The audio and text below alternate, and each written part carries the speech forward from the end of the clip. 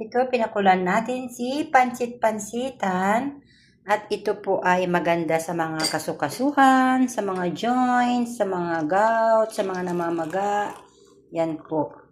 Kaya kung may pansit-pansitan sa inyong bakuran, huwag niyong itatapon. Ito na oh. Yan. Hintayin natin na lumamig.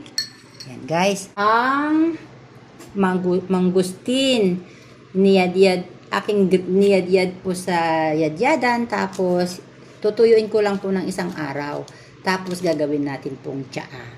Tuwing umaga, kukuha lang po kayo ng mga ganyang kaunti. Lagyan nyo na sa baso. Lagyan nyo na po ng tubig na mainit. Nakakatulong po ito sa lahat ng marami pong benefits sa mga arthritis, etc. po. Lalo po itong si pansit-pansitan, maganda po. Ayan. Pwede po yung saladin. Ito masarap. Lagyan nyo po ng kung anong gusto nyong ilagay.